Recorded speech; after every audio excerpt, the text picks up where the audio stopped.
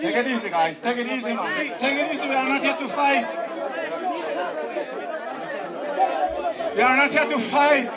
On Tuesday night, the consultation held in Red Bank Village to discuss the proposed Scarlet Macaw Sanctuary 2 in the Maya Mountains was abruptly cut short when a heated argument escalated to violence and residents were escorted away.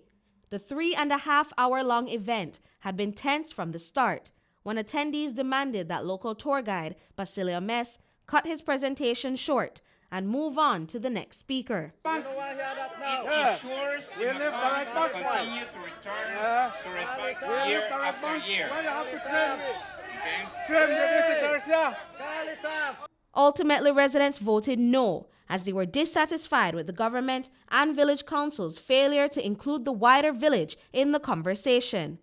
Minister of Sustainable Development Orlando Habet says that while disappointed by the residents' decision, he believes that all hope is not lost. While I'm a little bit disappointed, I'm also feeling that something positive can still come out, because apparently it is a failure in some of the communication. And so whether it is from our side or jointly from us and the village council, who did not do the proper consultation and communication with the people. But I believe that the people will come around, and so that eventually we will be able to have the sanctuary established. Habet cites a breakdown in communication between residents and the village council as a factor. Basilia Mess was one of several tour guides that brought serious concerns, such as the surveying of land and illegal logging, to the minister's desk.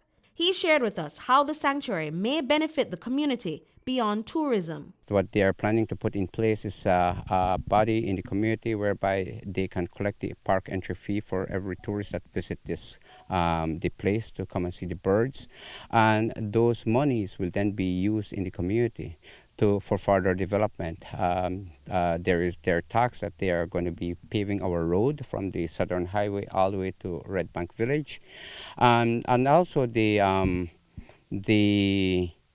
village council will have sufficient monies whereby they can buy equipments. And as you can see here, this is a private piece of property, and the owner of this property actually came and mowed his grass here.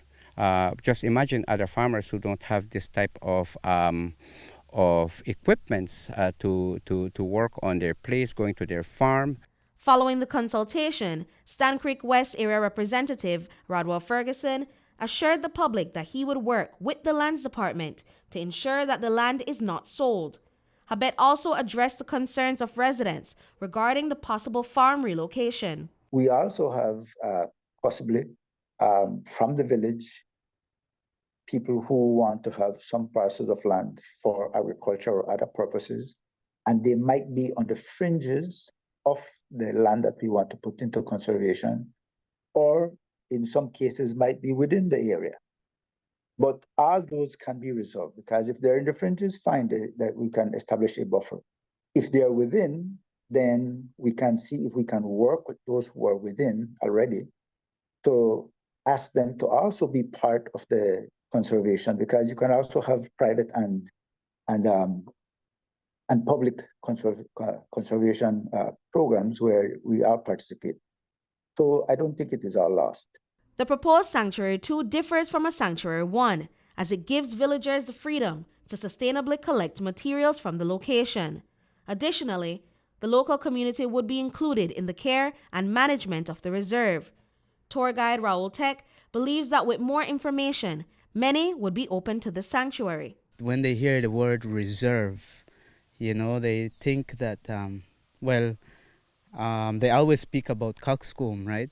Nobody goes in there for hunting, no fishing and what's not. So the government is stepping in, however, and he's saying, you know what, Sanctuary 2 is better for Red Bank, which means they will do whatever they were doing with the land before. They can still be able to do it sustainably, and I think that is the way forward, and will benefit many.